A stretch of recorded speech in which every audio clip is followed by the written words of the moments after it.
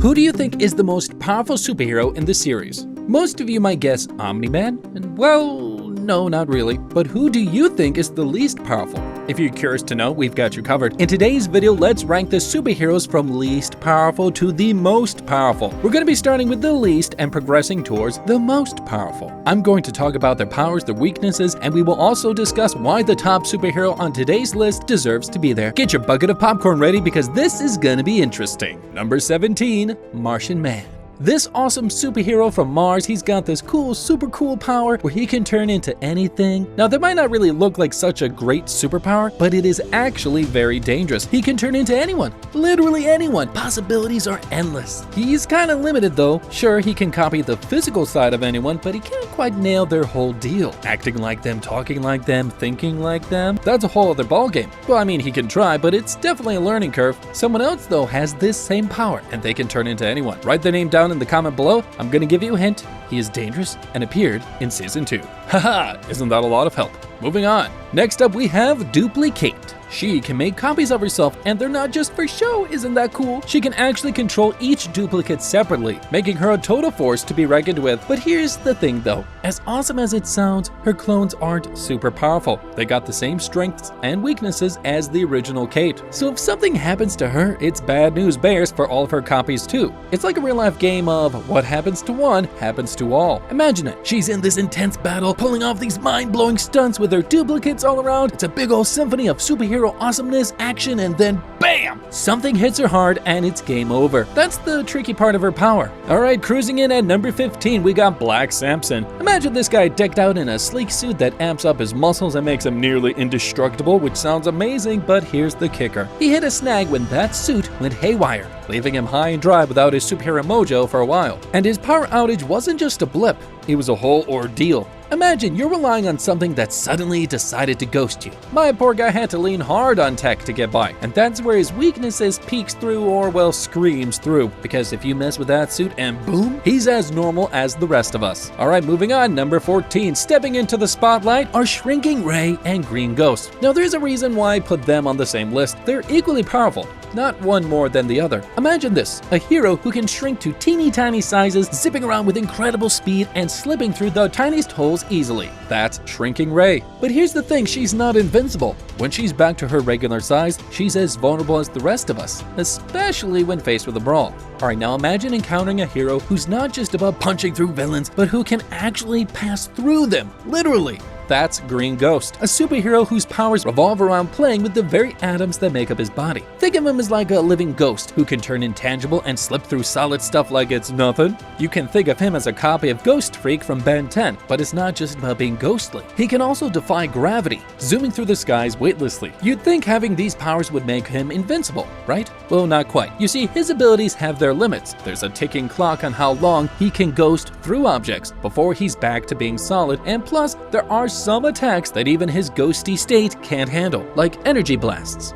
Aqua Rus, the king of the ocean, whose mastery over water is as deep as the ocean itself. With a mere thought, he wields the power to manipulate water, bending its currents, altering its density at will. He shoots water out of his hand. Yet, while his control over water is mesmerizing, it's really cool, his abilities swim within a very narrow scope. He can only control water. That's it. That's all his power is. No fighting skills, no superhuman strength, nothing, just water itself. Though water is very powerful, it can cut through rocks. But in a world of superheroes where versatility is key, Aqua Rus finds himself navigating with a really specific skill set, which is why I put him at number 13. Moving on, coming right up at number 12 is Monster Girl. She can morph into a colossal, unstoppable monster, but it comes with a cost. Every time she takes on this formidable form, every time she transforms, she becomes younger. It's like some sort of a Benjamin Button type thing, a reverse aging process that gets triggered by her extraordinary abilities. And that's why despite her heroics, we see her as a child in the series. The thing is, no one actually knows just how far this youthful regression thing will go,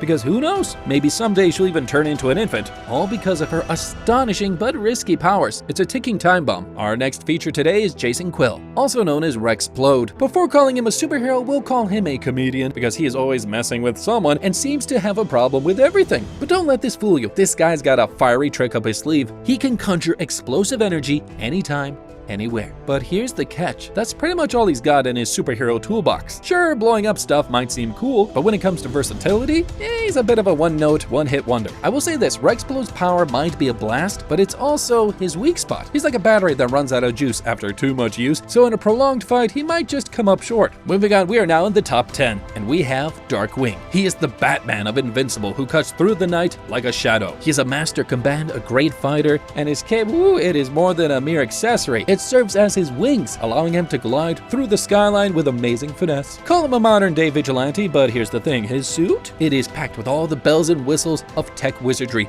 But here's the thing, while his gadgets are next level, his superpowers kind of fall on the less fancy side of things. Sure, he can hold his own in a brawl, but compared to the powerhouse superhero scene right now, Darkwing's abilities might seem a bit understated. His dependence on his gadgets, that is his Achilles heel. But I will say when he has his gadgets, which he has most of the time, he is a force to be reckoned with. Moving on, you ever meet someone who's like a walking tech genius? That's Robot, aka Rudolph Connors. He's got this incredible brain for gadgets and robots that would make your jaw drop. What's wild? Well, he jumps his mind into different robot bodies, like a high-tech switcheroo. But hey, here's the problem. He's all about tech, which can be a blessing and also a curse, because those robot bodies, they're not indestructible, and there's always a risk. He is just a baby with a great mind inside a suit, but he is the most wholesome character though. Moving on, here we go, number 8. We have Warwoman. She is a powerhouse. I mean, she is packing super strength, durability, and it makes her a force to be reckoned with in any brawl. But while she's solid in a fight, her abilities aren't really that great. She's all about the muscle, which can be, a double-edged sword kind of situation. Sure, she can punch through walls and take hits like nobody's business, but throw her against somebody with a bag of tricks and things might get kind of dicey, because her Achilles heel is that she relies just on her physical power, which can leave her wide open when facing enemies with a variety of powers. Up next, we have this legendary defender gifted not only with unbreakable immortality, but also with the strength that shakes the ground. He's been Earth's protector for ages, standing tall against threats that dare to challenge our safety. How nice of him. Imagine a hero who's seen civilizations rise and fall and battles that are etched in history, but he still stands as a bastion of protection. His immortality, while extraordinary, is not invincible. Every battle takes its toll. Despite his knack for bouncing back from almost any wound, the wear and tear of constant warfare is starting to show. He's been torn down not once, but twice already. While he's put himself back together each time, there's a limit to even his remarkable resilience. A few more takedowns might just push him past his immortal limits, leaving our planet without its ageless guardian. Here we go. Number 6, Red Rush. He's got this crazy power to zoom around at lightning speed, like blink and you've already missed him. And he can do some super damage at the velocity he creates, like he almost destroyed Omni-Man before he crushed his head. Now, to be fair though, Red Rush doesn't really have a specific weak spot when you're facing your run-of-the-mill heroes. He's zippy, he's hard to catch, and hits with the speed of light. But when you're talking about heavy hitters like Omni-Man, well, he's basically out of his league. Speed's awesome, speed is great, I love it, but sometimes it ain't just enough against the big guns. Okay, number 5, the Mauler Twins. Right, now that we're in the top 5, things get really interesting here. Yes, the Mauler Twins. They possess superhuman intelligence, resourcefulness, and regenerative abilities. Their constant replication allows them to persistently return, making them remarkably challenging to defeat. Of course, being powerful isn't necessarily about being raw strength, but a balance of power, vulnerabilities, and adaptability. The Mauler Twins' combination of intellect, adaptability, and regeneration places them well at the power scale. Their relentless nature and strategic approach make them incredibly challenging opponents, securing their spot as one of the most powerful in the Invincible series. Moving on, time to introduce one of my favorite superheroes, Adam Eve, also known as Samantha Eve Wilkins. She is the best and has an extraordinary power. She can shape reality itself by playing with atoms and molecules. Imagine it, she can make objects out of thin air and tweak matter on a minuscule scale. Her abilities aren't just versatile, they're downright insane. But here's the thing, Adam Eve's strength hinges on something as fragile as her emotions. Yes, she is very soft in the cruel Invincible world, and that's all. Can you imagine being a very good human can be a weakness? Well, for Eve, unfortunately, her vulnerability can put her in a really bad position in a life and death situation. Number 3, here we go, Mark Grayson, the Invincible, the main guy. Now you might wonder why this guy isn't at the top. Well, there is a reason for everything. Inheritance runs strong in the Grayson family. You see, his dad, Omni-Man, is a powerhouse, and Mark, aka Invincible, is following suit. Flight? Check. Super strength? Double check. He's also got the classic superhero durability package too. The only reason he is not at the top is because he is a kid right now and he isn't as strong as his father. Well, I mean, this guy's a Viltrumite, and those folks, they're like fine wine fine, getting stronger with age and experience, and when Mark grows up, oh